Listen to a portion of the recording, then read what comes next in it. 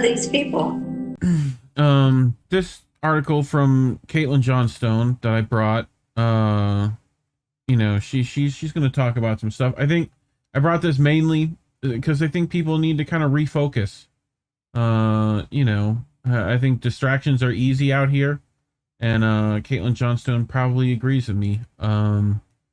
But she wants to bring up some stuff that I think people need to hear, and I get it, but I think we got to use our reasoning brains out here. So, she writes this article: searching for Bigfoot is not possible. That this right here is the miracle we are yearning for, and that it always has been. That we're not really searching for Bigfoot, but for a different kind of relationship with the ordinary. So, she writes, it is not possible that this right here is the miracle we are yearning for, and that it always has been. That we're not really searching for Bigfoot, but for a different kind of relationship with the ordinary. The better humanity gets at sharing information about our world, the fewer miracles and magic beasts there are in it.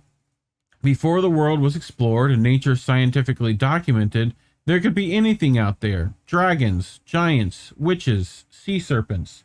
There be monsters, everyone. Until smartphones became ubiquitous, people were still able to cling to some of the magic and mystery in the form of cryptozoology. Sure, there are no elves or goblins in the lands over the horizon, but maybe there's a giant ape walking upright in those woods by the mountain. Maybe there's a monster swimming in the depths of that lake. Colin, are you familiar with the phrase "God of the Gaps"? You familiar with that? God at the gaps? No. Yep. So this is a thing with, I want to say, Galileo. Okay. So we go back to this guy, where essentially the gaps in the scientific theory he was able to produce, he accrued to a higher power, right? That's just the work of God, right? So people have coined the term God of the Gaps because of that, right? That God only exists in what we can't see. Once we see it, we find out that it may not be there, if that makes sense, right? That's the classic term. So things like Cosmos and stuff talked about that and went into more detail. But anyway, that's kind of what Caitlin's alluding to here. So the prevalence of pocket cameras that can circulate video footage around the world spoiled all that fun, because people understand that if cryptids like Bigfoot and the Loch Ness Monster were real, people would be getting them on video all over the place now. What did they do? What do we actually catch, Colin? Instead, the prevalence of online video footage led to more mundane revelations. Police brutality is more common than previously believed. Palestinians are subjected to horrid abuses. People are more talented, creative, and hilarious than we ever realized, but the magical beings are nowhere to be found, and we can retrospectively conclude that they probably never existed at all. People who claim to have seen angels and witnessed amazing miracles performed by holy men throughout the ages were probably making it up. Your eccentric acquaintance who told you in the 90s that he saw a space alien in his window was probably telling stories. The people who claimed to have encountered Sasquatch and Nessie were probably lying. And there's some dissonance with that in our society today. People hunger for magic and mystery, and they're desperately reaching around for it wherever they can in a rapidly shrinking world. Spirituality, psychedelics, UFOs, ghosts, the Mandela effect, and the occult. Something in us intuits that there must be something more to this thing than we're seeing, right? We know there are no leprechauns or unicorns hiding in the shadows, but we sense that there must be something magical happening here that's evading our perception. It can't just be the dull humdrum of office drama and stress and horniness and Netflix and food and family that consumes our waking attention from day to day. But what if that's a mistake? What if that assumption is based on an erroneous premise? But what if that's how did I mispull this? What if this experience right now is just as eerily, earth-shakingly novel and miraculous as the heavens parted and you were lifted up into a cloud of angels right this moment as you read this? What if the only thing causing you to see this waking experience right now as any less breathtaking than a dragon's treasure trove and your mind's habituated response to it? I mean, What's yearned for in that sacred space within ourselves can't really be in the discovery of some hidden magic out there in the world, can it? Because even if we discovered it, that would quickly become the mundane norm. If extraterrestrials came down from space and began openly walking among us, it wouldn't really be a big deal at first, but for how long? Or it would be a really big deal at first, but for how long? After a while, they'd just be one more mundane thing happening in the world. Oh, there's Vipvorp. He's an ET. He's my manager at Costco, and he's a bit of a prick sometimes. And then you'd be right back to yearning for some magical hidden novelty. Now, imagine if you were seeing your own life for the very first time. Imagine you'd never experienced this world before, that you'd always been a disembodied consciousness with no world to experience and no sensory organs to experience it with, no neurons to think with or form memories with, and no nervous system to feel with. Then imagine, after eons of this, you were flashed into your current experience right now. It'd be pretty mind-blowing, right? Seeing for the first time, hearing, touching, feeling, thinking. It would be experienced as appearing inside a giant universe made of miracles. Is it not possible then that whatever's happening in the world right now is not the issue at all, and that the real issue is our own perception? That this yearning we feel is summoning us not to seances and weird TikTok rabbit holes about otherworldly experiences, but toward a different way of perceiving. And it is not possible then that we could learn to see the world with fresh eyes all the time, to meet each moment like we've just been born into all this from a yawning infinity of an emptiness. It is not possible that this way of perceiving life as an endless barrage of brand new miracles is far more attainable than reaching around in the world hoping to brush up against angels and divinity. It is not possible that the only thing causing us to miss out on this way of experiencing is a series of mental habits that can be willfully deprogrammed through conscious intention. It is not possible that right here is the miracle we are yearning for, and that it always has been. That we're not really searching for Bigfoot, but for a different kind of relationship with the ordinary. It's a possibility that might be worth exploring. Maybe that exploration is the real adventure we're being called to here. So, this is a bit philosophical from Caitlin.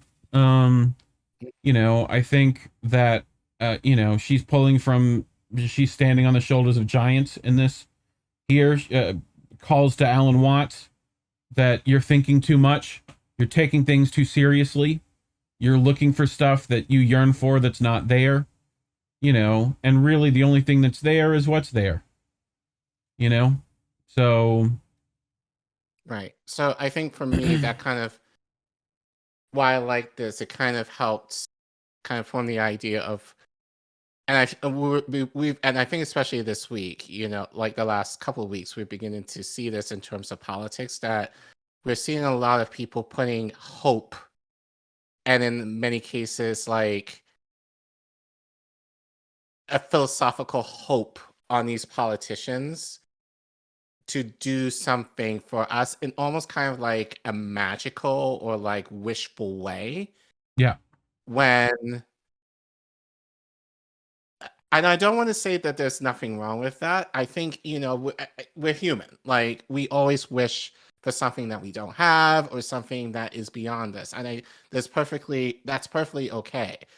But I also think that you do have to balance with that, as Caitlin was saying, with the things that you can control.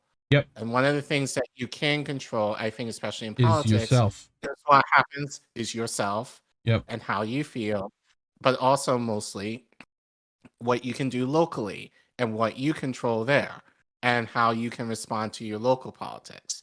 I think that's why I think for us, and I know other channels have said, focus primarily on local politics, because that's where you have the most control over what happens, and you really should be most connected to what happens directly in your community.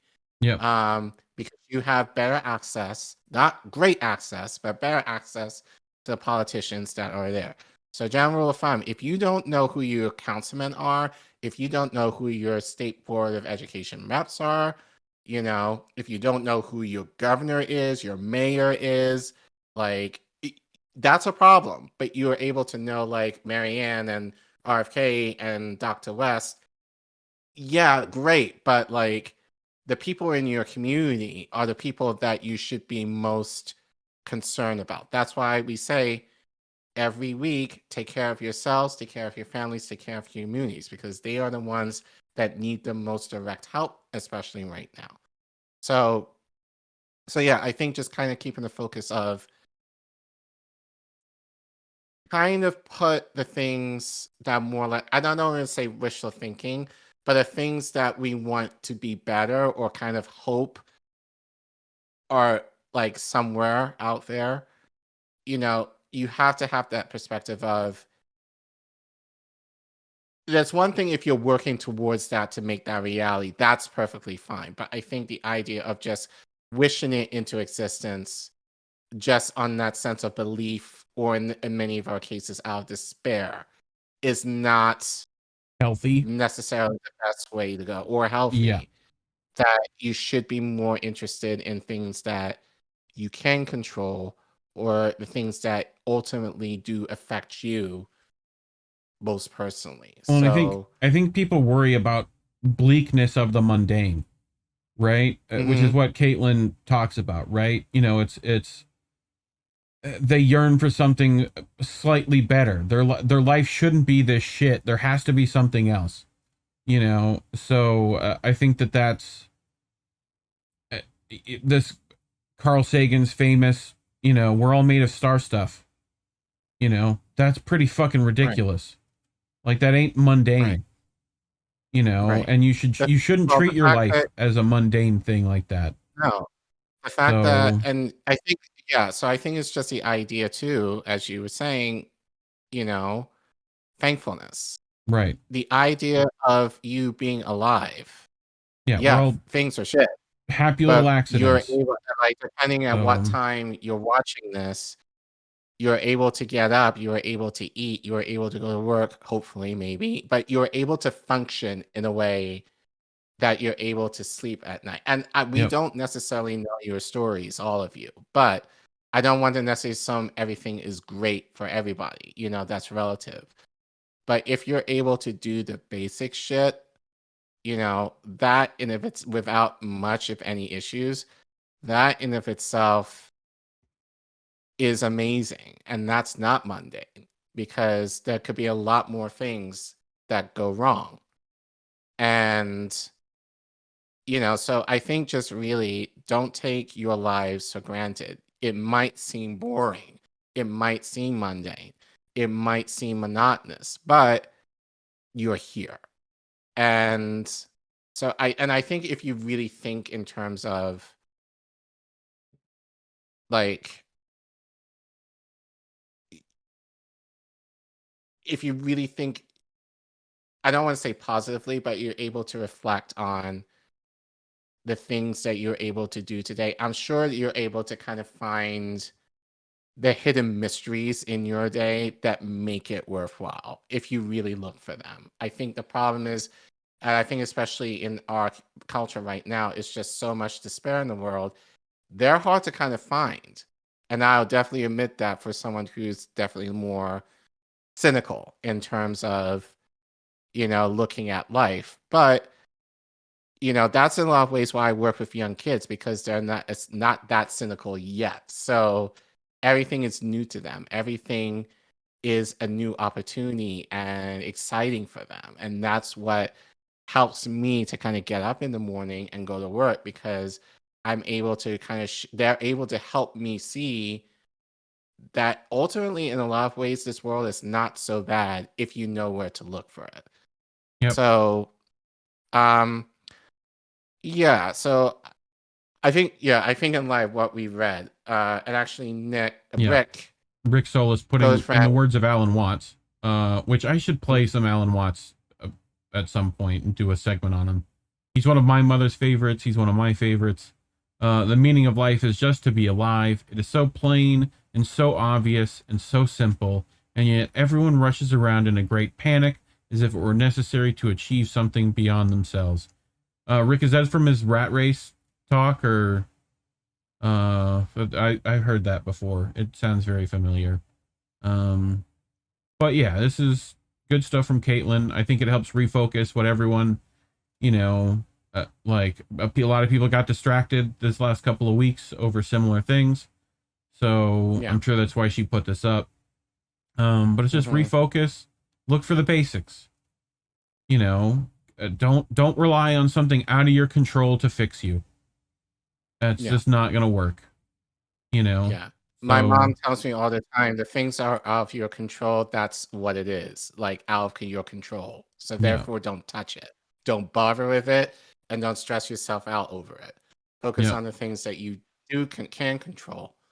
Um, you know, and focus on that. yep. And so, um, I think before we end, I do want to check in with Dr. Nick. Because I'm not sure if you're still here, but I I just think I want saw to him. clarify. Hmm? I think I saw him still here. Okay, so I just want to clarify something that you were saying in the chat, and I want to make sure I get this right.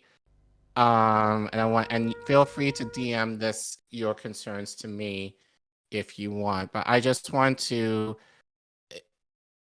in regards to our talk with JJ and Joe Nice, in regards to our history, I do want to acknowledge that, yes, there is a history in the Americas that is often ignored pre 1619. I understand that there are indigenous nations that some of you may be a part of that have existed in this country well before, I want to say, my ancestral cousins yep. got here. I understand that and I acknowledge that. And I Kontiki don't want it. Kontiki is a thing as well. They might have been here before that. So Right. I don't want to, if you felt that like I was just focused primarily on that, like to the point where you felt slighted, I do apologize, and I didn't want to make you feel slighted in that way. yeah. That being said, as a Black person, and I say ancestral cousins because I'm not African American, my ancestors were dropped off in the Caribbean. Right. So We've talked about it's similar not just America being a problem frequently. right. So Similar issue. Well, same issue, just I got dropped off in a different section of the world. yeah. My ancestors did. What I mean is in terms of when we say, or at least with Joe or me, and actually I would make the argument, given that have more European connections way before 1619. Right. What in speaking of this country and in terms of how capitalism was used to exploit my community or the community that I'm Yep. adjacent to, started in 1619. I just want to make that Well, clarification there. it's been exploitation of the colonies and the global South as a whole. So Right. we And I mean do all of that. acknowledge that it's not, when Yeah. I say, and I do acknowledge that it's not just Black people. I do acknowledge that. Yep. However, as a Black person, You have your own and special as my flavor of dad it. says to me, right, my first priority has to be for me and my own first. Yeah. Like, I have to make sure, as a representative of Black culture, that my community is taken care of. Well, And I am willing to align and ally with other, cultures, especially those, in nominalized communities, especially as we say, the struggle is international.